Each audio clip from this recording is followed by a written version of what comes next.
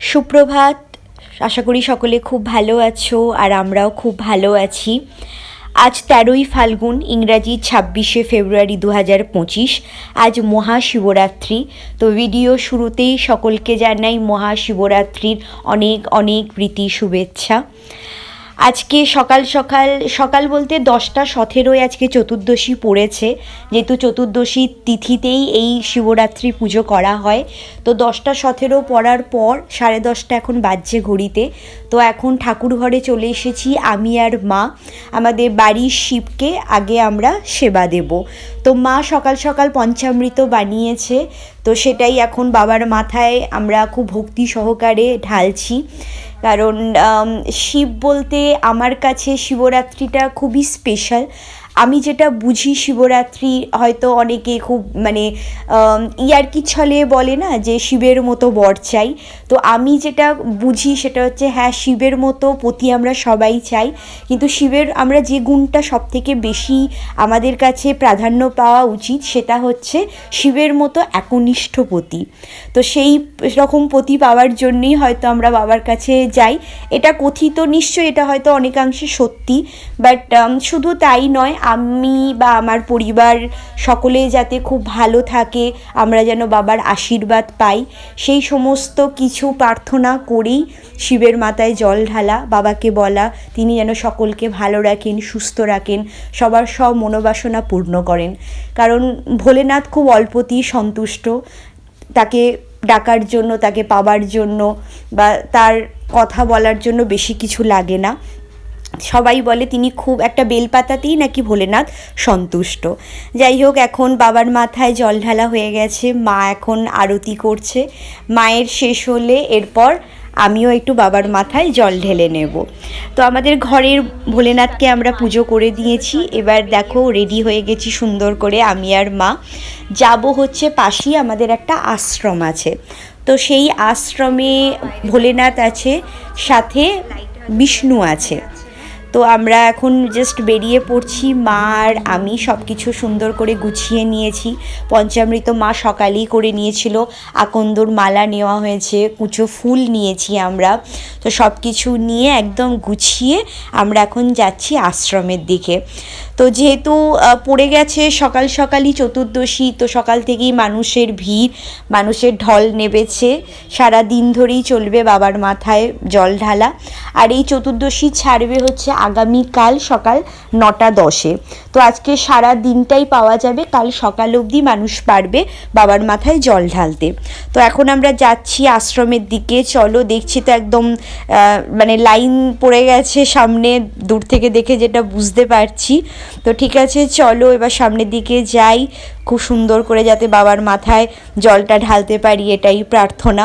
কারণ যা হয় ভিড় ভাট্টা, একটু তাড়াহুড়ো তো থাকি এই দিনটাতে, কারণ এত মানুষের মানে এত মানুষ, সবাই চাইছে খুব ভালো করে পুজো দিতে, বাট একটু ভিড় ভাট্টা এটা মানে অন্য টাইমে যেটা ফাঁকায় ফাঁকায় হয় সেটা এই মানে বিশেষ অকেশনের দিনে সেগুলো একটু অসুবিধা হয়, বাট ঠিক আছে, সব কিছু একটু অ্যাডজাস্ট করে নিতে হয়। তো আমি তো চেষ্টা করছি, বাট কোনোভাবেই একদম পুরো মানুষের ভিড়ে বাবার মাথা একদম ঢাকা আমি কোনোভাবেই একদম দেখতে পাচ্ছি না। একটু সাইডে যাবার চেষ্টা করছি, কারণ তোমাদেরকেও একবার দেখাবো। এই যে দেখো ভোলা মহেশ্বর বসে আছেন। তো আমি একটু সাইডে চলে আসলাম, যা একটু যদি একটু মানে তোমাদেরকে দেখাতে পারি আমাদের এখানে শিবের মূর্তিটা। তো অলরেডি পুজো শুরু হয়ে গেছে, বাউন ঠাকুর করছেন, আমরা এখন বাইরের লাইনে দাঁড়িয়ে আছি। ভিতরে যারা করছে পুজো তাদের জল ঢালা হয়ে গেলে এরপর সেকেন্ড স্লটে আমাদের মানে আসবে আর কি নাম, তারপরই আমরা সেখানে ঢুকতে পারবো। তো যাই হোক, সুন্দর করে বাবার মাথায় জল ঢালা হয়ে গেছে। ভিতরে আর সেইভাবে ফটো তোলার বা করার সুযোগ পাইনি। পুজো টুজো দিয়ে এখন বেরিয়ে পড়েছি, যাব বাড়ির দিকে। কারণ বাবানকেও রেখে এসেছি, ওকে মানে খাইয়ে দাইয়ে আমার কাকিমার কাছে দিয়ে এসেছি। অনেকটা সময় হয়ে গেছে ভিড় থাকার জন্য, একটু দেরি হয়ে গেছে। এখন আমি আর মা চলে যাচ্ছি বাড়ির দিকে। সন্ধেবেলা আরেকবার বেরোবো, আমাদের পাড়ার ভিতরের দিকে শিব দুর্গা পুজো হচ্ছে, প্লাস একটু দূরে এখানে চতুর্দশীতে কালী পুজো হয়, সেটাও তোমাদের দেখাবো। বলতে বলতে সন্ধে হয়ে গেছে। আজকে ছুটির দিন নয়, আমি অফিস করে অফিসের মাঝে মাঝেই পুজো দিতে গেছি। আবার এখন সন্ধেবেলায় মা বলছে চল তোতে আমাতে গিয়ে একটু পাড়ার ভিতরে ঠাকুরটাও দেখে আসি। তো এখানে পাড়ার ভিতরে দেখো বেশ সুন্দর করে লাইটিং করেছে, আর ওই যে দূরে প্যান্ডেল তার ভিতরেই ঠাকুর। যাব কাছাকাছি। আমার খুব ছোটোবেলার কথা মনে পড়ছে। এখানে আগে এই শিব দুর্গা পুজোর পরের দিন বিভিন্ন রকমের ছোট ছোট খেলাধুলা হতো, মিউজিক্যাল চেয়ার, বাতি জ্বালানো।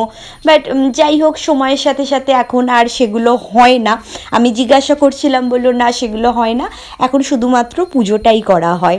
তো যাই হোক, এখন আস্তে আস্তে এগিয়ে যাচ্ছি। এখন যেহেতু বাবানকে নিয়ে এখানেই আছি আর অনেক দিন পর এসেছি, অনেক চেনা মানুষদেরকেও দেখতে পাচ্ছি, সবাই আমার খোঁজ নিচ্ছে, ছেলের খোঁজ নিচ্ছে। বেশ ভালো লাগছে ব্যাপারটা, খুব এনজয় করছি। যাই হোক, চলো এবার আস্তে আস্তে ভিতরের দিকে যাই। বেশ সুন্দর ঝাড়বাতি দেখতে পাচ্ছি একটা সামনে আছে, আর এই যে সামনেই একদম খুব সুন্দর হরপার্বতী বসে আছে।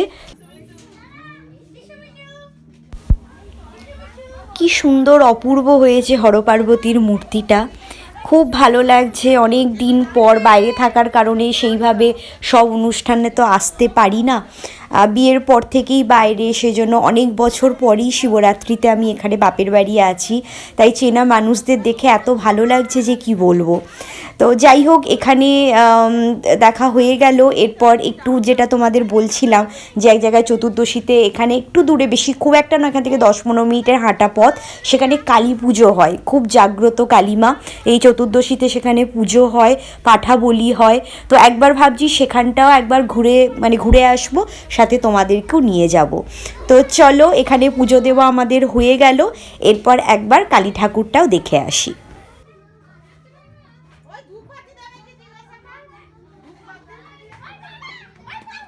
পৌঁছে গেছি আমরা কালী পুজো মণ্ডপে। দেখো কি সুন্দর ধুমধাম করে পুজো হচ্ছে।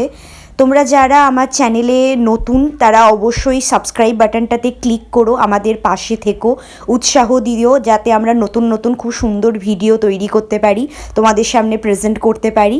তো যাই হোক, চলো আজকে ভিডিওটা এখানেই শেষ করছি। যদি তোমাদের ভালো লাগে, যেমনটা বললাম, please do like, comment, share and subscribe. সকলে ভালো থেকো, সুস্থ থেকো, টাটা।